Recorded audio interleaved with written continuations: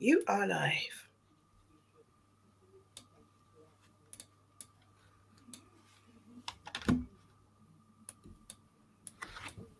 Okay. We are live. Hey. Hello. Hello. Yay! So it's the first Friday of the month in 2022. And it's great to be on something live is what's happening now. So hello to everyone and thanks so much for coming. Hope you're all kind of refreshed and ready to go. If you're online live, do drop us a link in a comment in the comments just to say hi and Happy New Year. That'd be great to see who's online. Anyway, we're just going to wait a few seconds just so a few more people can join, and then we'll get going. While we're there, I'm your host for today. Oh, and that's someone's dog. You got a dog here? Is that Emma? That's Emma's dog, which is absolutely fine. Anyway, I'm Ira Bass. I'm the host for today. I'm a built environment marketing consultant who works mainly with engineers currently on strategy, content and campaigns. And my co-hosts will introduce themselves too.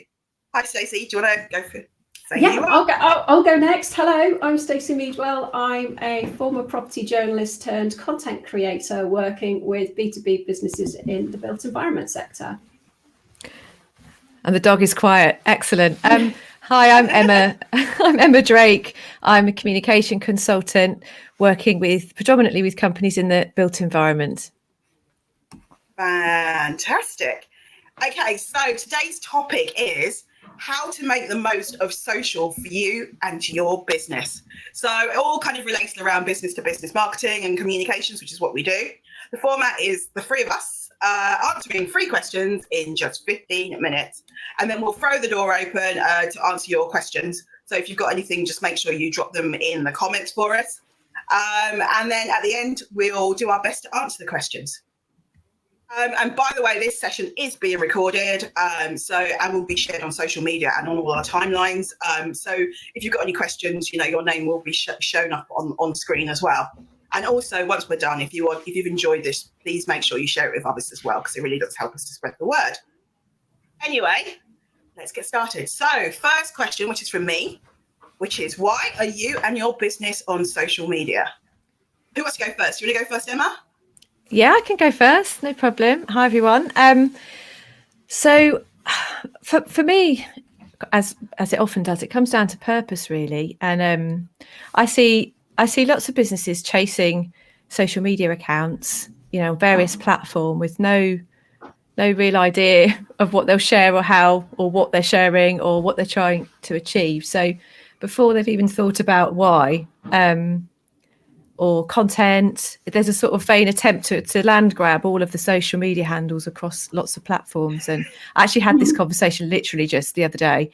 But go figure. There's no point really. But personally, for me, I use LinkedIn, I use Facebook, and I use Twitter, as you do know, for business, but all really for different reasons. So I use LinkedIn for finding interesting people and engaging with them, connecting after or before meetings and events. It's really good for that. And actually, it's really good for finding people, not stalking, finding people.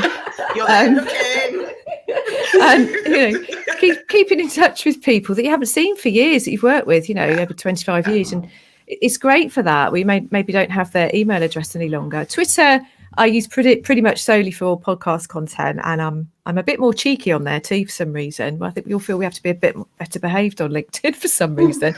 But it's completely different people engaging on there, I've noticed as well, just for me. Yeah. And it's good for traffic. So generating traffic to my podcast, it's very good for that. And link sharing is kind of what it was built for. It's built for that, wasn't it, really? So lots of posts, volume, lots of links, and people, I think, there is a stat somewhere, but people are more likely to click on a link in Twitter than perhaps in LinkedIn. And I certainly see that myself when I compare my analytics. But Facebook, I use personal use, finding great products, groups I'm interested in personally. I'm a swimmer, so my feed is full of swimmy stuff, really. But I also I do have a Facebook page for the podcast because their audience,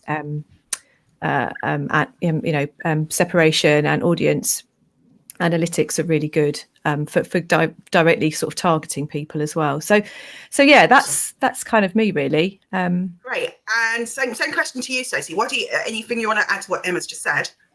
Emma's on more platforms than I am for business. Yeah, I only use LinkedIn for business. I do have a work Twitter account from my as a hangover of my days as a journalist, but I just don't really use it. I've kind of fallen out of love with Twitter over the last few years, so I just don't bother with it. I feel that if I'm going to be on there, I need to invest a lot of time with it, and I just haven't got the time and energy. So I use LinkedIn, and like Emma, I use it for networking, for having conversations. I think it's great for that.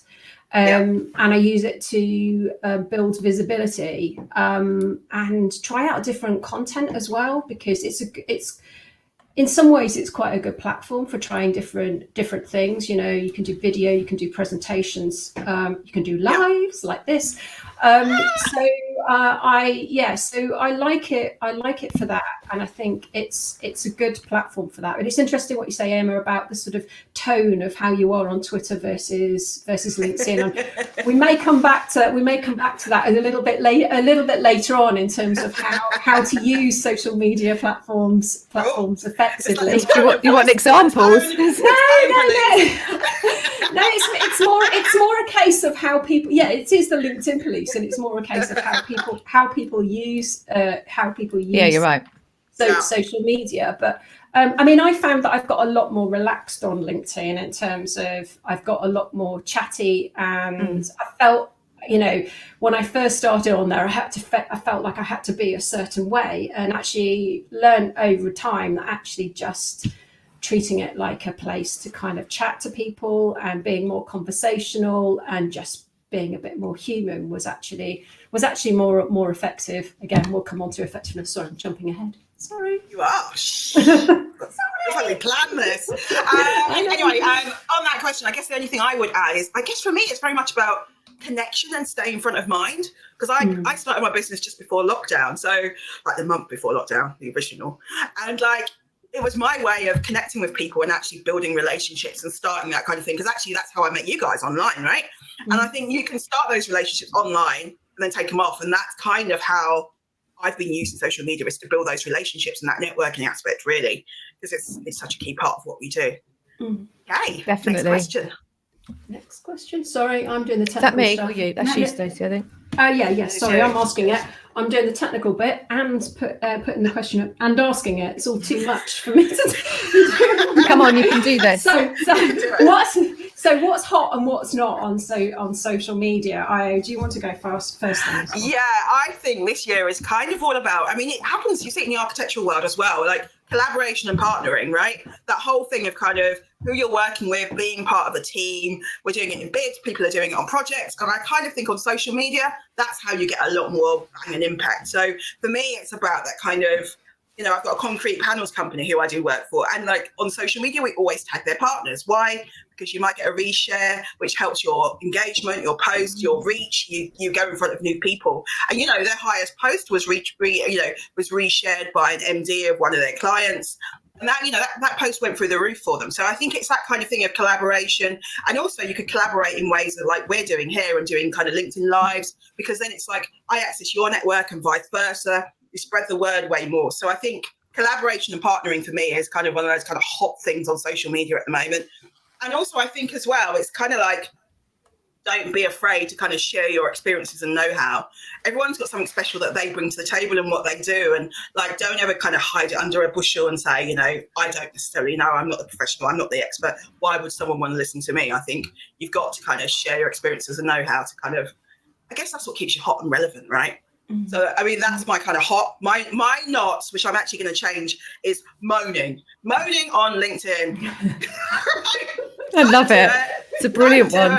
Yeah, just suddenly came to me. It's like, I hate when people moan. You know, you go on your feed and you're like, this is so depressing. So please don't moan too much. Like, you can kind of share stuff, but like, there's a lot of moaning. This isn't Facebook. This isn't this. I hate that. Be happier.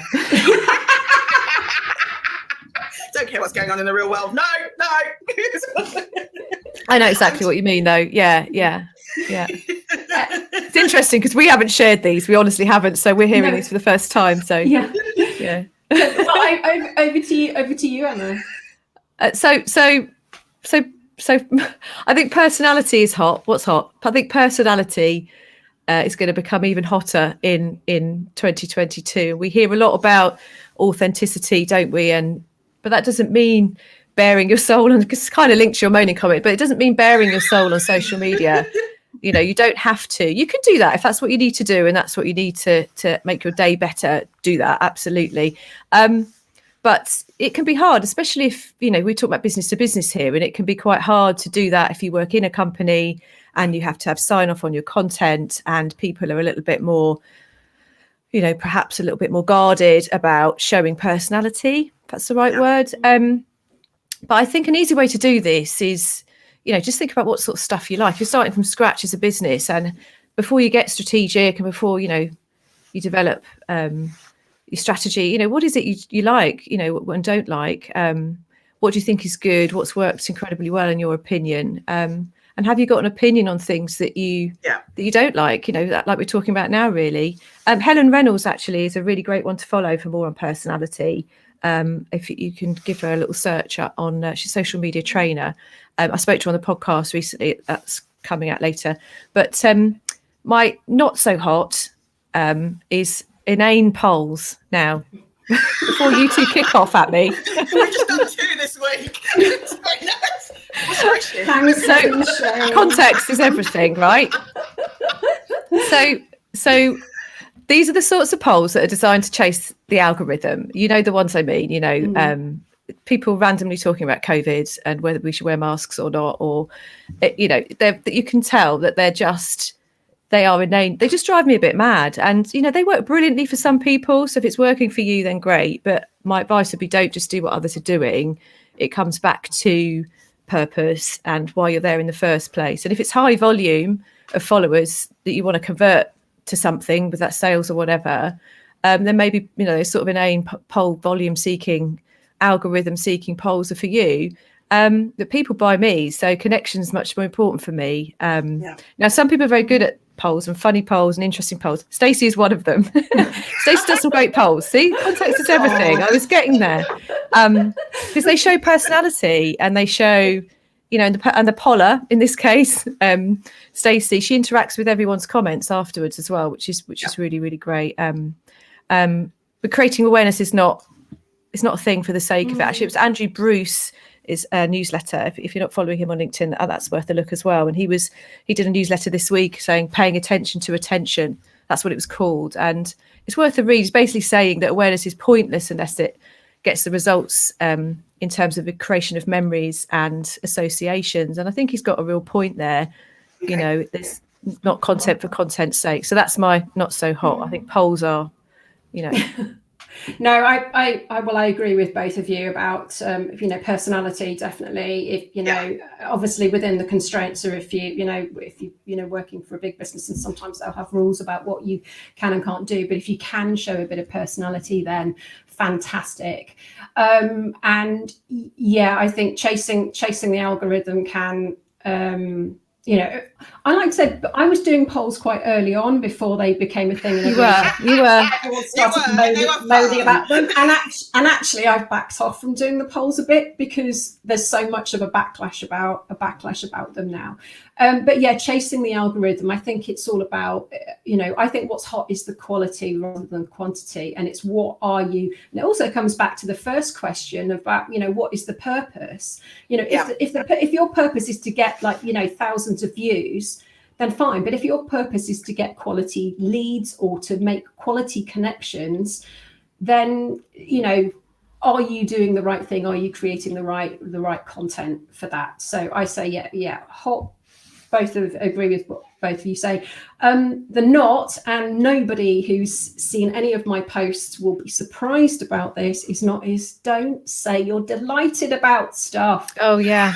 But we are delighted to be here, Stacey. Obviously we're delighted to be doing a LinkedIn Live, but there are so many kind of things like that. It's just such an opportunity missed to say something interesting, and nobody is surprised that you're delighted.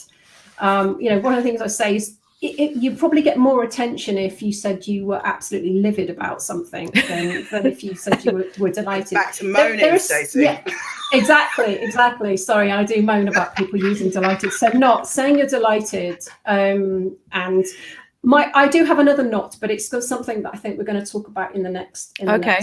So final question. So shall I ask the final question? Oh no, hang on. Let me.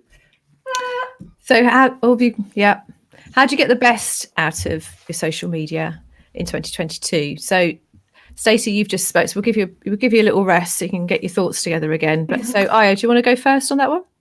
Do you know what I think? One of the key things for me is engaging with others. Like, even if you don't feel confident enough yet to post, just go out, see what others are doing, support them, show them, give an opinion, comment. I think start small and just get out there and try and experiment and learn how to kind of use.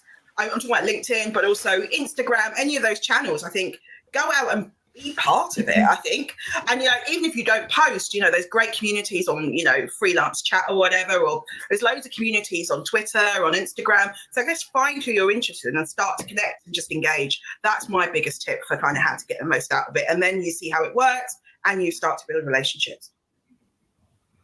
Stacey? Yeah, no, I completely agree. And I think the most common mistake I see is people using social media purely as a broadcast to talk about what they're up to and what they're doing. And the thing is, the clue's in the name. It's social media. It's all about being social and chatting. And actually, comment is content, and you get, it's visibility. If you're commenting on other content, that is visibility. That's giving you visibility. It's an opportunity to showcase your expertise, your knowledge, an opportunity to make connections, to build those relationships. And also it gives your content a lot more visibility. If you're engaging with the platform, if you're posting, that's a certain level of engagement. But if you're commenting and engaging with other content on the platform, and certainly LinkedIn likes it, and it's going to give your posts a lot more visibility if you are engaging elsewhere. So I would say the most effective use of social media is to use it as a networking event, as a chat, as an opportunity to talk to people, not just talk about and broadcast what you're up to. Okay. Well, I agree with both of you, but I suppose there's a couple of things. One's kind of related to what you're saying, Stacey, actually, and it's about not sort of sell and making sure that it's balanced. I think there's a marketer's rule, isn't there? The 4-1-1 rule. I don't know whether it's quite well known, I think, but it's a good guide to content production, and I think I've tried to use it for social. I've not been really. No, it's kind of like, just to explain the rules. Yeah. It's like you post, Sorry, yeah. You so I was just about to.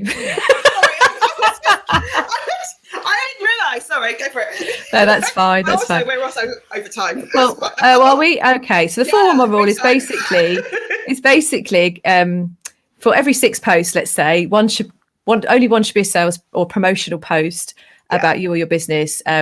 One should be an update from another source, but 4 should be content written by other people. So as I said, I do try and do this. I think it is to get a bit of structure. It's hard to get structure to your social media sometimes. That's just quite a good tip. I think if people want to try that, that's quite a good tip to take away. Awesome. Brilliant. Okay, so we are actually running over time. We don't actually seem to have any questions. So if anyone does have any questions, please do put them in the comments, and we can kind of answer them for you now. Just in terms of summary and some of the comments we've had, Fiona, Caroline Mitchell mentioned that she doesn't like Thrilled too, which I think is on the back of your delighted comments. Very good point. Yeah. What else? So gender. Yeah, lots of agreement, lots of people agreeing about human content as well, and absolutely, it's just really nice. I mean, I would add to the being effective is just to try and vary it up a little bit. I know we talked about you don't want to be sell all the time. You don't really look what we've done all the time, but also vary up the style of the content, because if you're just producing written posts, and they do have, they're probably the top in terms of organic reach, but if you're just producing written posts, actually you can stand out by doing something different, maybe doing a slideshow or doing a video or doing a LinkedIn live or doing something a little bit different. So I would say, if you're going to use it effectively, have a think about what other types of content you could do if you tend to do the same type of thing, because it can really make you stand out, particularly in a feed. And I obviously that's very pertinent to LinkedIn, because it does have lots of different functions. I mean, I know IOU use Instagram for work, and I know that they're really pushing video on Instagram as opposed to pictures now. So there's less chance of variation. But yes, certainly on LinkedIn, try something different. Strange. Actually, just as you said that, Suzanne Taylor's just asked a question, which is, do any of you use Instagram? Which I do. Yeah, I do. But I have to admit that in many ways I don't get as much kind of work traction as I do on LinkedIn, because LinkedIn's the B2B platform. So I actually use Instagram more as a kind of community thing. So I'm more connected with female founders and people like that. So I actually use different channels for different things, like we mentioned before. But I think I get more of the community stuff, support and all of that kind of thing from Instagram. But I do reshare my business posts, because you never know when that can turn to work anyway. But I have to admit that I don't get as much. Sorry, that's my door. I'm really sorry. I've got a delivery. So we'll carry on. That was the kind of key one on that. So in terms of, do I use Instagram? I do. And I know that Stacey uses it for a theatre blog rather than for work. You don't use it, do you, Emma? I don't use it. No, I don't. I've used it for clients when we've been doing cross-platform advertising and things. But personally, I don't use it for the business. No. Actually, I do have a more kind of interiors-led clients, and actually they do use Instagram, but then they've got beautiful images, and that's where the architectural clients who they're actually targeting live and hang out, and interior designers. So for one of my clients, we use that because that's such a visual platform, but we also use LinkedIn as well. And carousel images are really good for that as well, aren't they? So carousel images earn much higher engagement rates than single photos, don't they? Completely. So so I think it was the right application for Instagram. You can use it. I think it's where your target audience are. So next question is from Matt Radcliffe, which is, first of all, thanks for your time, guys. Appreciate it. How are you finding the live session platform? Is it difficult to get your audiences to engage with a post, attend, or is a paid push advised? Oh, we've not done any paid pushes, so we can't comment on that really. I suppose it depends on how many people. If it's new people, we use our network, so people that we invite are known to us. So I suppose that's slightly different, if that helps to answer your question from my point of view. We're not sort of going at anyone cold really on this, are we? It is mostly people that would probably have engaged with us or be in our network. And what we've actually found is the most effective way, actually, as well as our kind of posts on our timelines, is actually just to invite people directly. You can once you set the event up on LinkedIn, going out, and that you can basically invite people via the kind of event, and that's probably the way we've had the most sign-ups. So I think it's a different way of using it, but that's what we've been doing. We haven't done any paid kind of support on the back of it or anything like that, but I think it's one of those things. Once we keep growing each month, we're getting more people spreading the word and all that kind of stuff. So that's how it works for us. We were talking about this earlier, actually. The functionality of the share button on the events page is rubbish. Basically, if you share the event to try and raise awareness, your post just bombs. And I don't know whether it's because it's got a link in it, or even though it's a LinkedIn a LinkedIn event. But so that is quite frustrating to try and, so yeah, as I always said, get the actual direct invites is the best way. So it does take a bit of work, but I think, you know, as with all content and all, you know, whether you're posting regularly or whatever, just doing these things regularly, you build up, you know, they build up, and you learn and you refine, and you get better at promoting them, and you find different ways of promoting them. Brilliant. So I can't reply to comments today for some reason, so little glitches like that. So bye, Fiona. She's saying bye. I have to say it verbally. Actually, what I was just remembered, I saw a post this morning that LinkedIn are beta testing their own live events and live audio events, because at the moment to do a LinkedIn live you have to use an external platform. We use StreamYard, but it looks like they are launching and testing their own events platform, but also doing an audio version. So if you're familiar with Clubhouse, it's basically LinkedIn's version of Clubhouse. So it will be interesting to see how that performs once they've finished testing it and presumably launch it, how that performs in terms of reach and the ability to promote it. And it looks quite interesting. It looks quite similar to the sort of the Clubhouse platform, and that, you know, people can put their hand up. You can invite people to join you in, you know, on the stage. You know, did you see that thing about interaudience can like have conversations like you do on Clubhouse as well? Right. So, like, if you're in the audience, you can sit there and go, right, I'm going to have a chat to you privately and stuff. So it's all kind of, it's very Clubhousey. Yes. I was reading it, I was like, actually, it looks like it. But we can share a link to the articles that you're talking about as well, can't we, in the comments? Just two more things. Can I just add two more things, just based on some of the comments? So Donna Howlett was Woods, or is still Woods brackets. Sorry, I wasn't quite sure what to say then.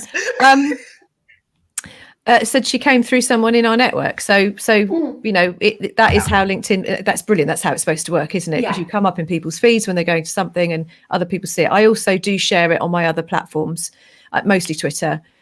So, you know, we're sort of reaching a wider group of people outside of LinkedIn as well. So just, on that. Oh, and the other thing I was going to say actually is the posts themselves don't tend to do quite well on LinkedIn. So sharing event posts for some reason, so if you're doing it organically, I don't know if Matt's still here, but if you're doing it organically, you do have to work quite hard at doing other posts about it and sharing the link to the event, but not just relying on sharing the event itself. It doesn't seem to. We've been keeping an eye on it. Doesn't seem to like penalised for resharing or something. It's really which strange. Is crazy. And we've asked them the question directly, and they kind of thought there's nothing wrong with it. And we're like, these posts don't work. We know that. Anyway, Bells Lewis has asked a question, said, would you agree that though lifestyle is usually found on Instagram, that showing who you are on other channels is just as valuable? Do you want to answer that one? Yes, I would. Yeah, I mean, that comes back to the personality, doesn't it? And, you know, showing a bit of personality. You know, people do business with people, and people do business with people that they know, like, and trust. And part of that is showing a bit of personality. If you go to a business networking event, you chat about all sorts of things. You don't just drop into a networking event and talk, you know, give your sort of business presentation and drop out again. You know, you chat about the weather, and, you know, and you get to know people. And I think that is important on LinkedIn. You know, we mentioned the LinkedIn police. You know, the reality is that if I post sort of something that's more personality led, it does, it's about lifestyle or whatever, it does far better than any other post that I publish, because people are interested. Same. People are interested, you know, and you can be pumping out. Yes, you need to still be doing the business related stuff as well, because you need to show that, you know, you are a business person and what you're about. But actually, if you can mix it up with a bit of personality as well, because people can get to know you. I mean, and as I mentioned earlier, we've all got to, actually, I knew Emma, I was introduced to Emma via somewhere else, but we got to know each other on LinkedIn by, jumping into each other's comments, and then we organised to have a Zoom chat, and then we eventually met up in real person. So, but that became about because we got chatting, and there was that sort of, that connection there. So I would say yes, showing a bit of lifestyle and a bit of personality is a good thing. Just ignore the LinkedIn police. And I say, some of my best posts are probably when I post about my son. Like, I ask questions, like, why is Battersea Power Station so blinking expensive, to live there, and all this kind of stuff. And that's the stuff that I get asked as a parent. So I think, bringing that into some of your stuff as well, it just shows who you are as well. Yeah. So we're coming up to the end of a half an hour. Just flown, yes again. It has flown by. Do we have any other questions we've missed off? I can't see any. I think we've done really well. Thank you so much, everybody who has asked questions and also viewed this lovely live. If you do want to connect with us, you can find us all, obviously, on LinkedIn. I'm on Instagram as well, though. And let us know what you think of the actual session itself. That really does help us because we're kind of feeling our way through this as well. Anyway, our next session is going to be on the first Friday of February, which will be the 4th of February. So we'll see you all then, and we've got to decide what the topic will be. If you've got any ideas also, you can let us know. I think that's it. Yep. Anything else you guys want to add? No, not for me. Thank you. Thank you, everybody. Take care. Thanks, everyone. Bye. Bye. Bye.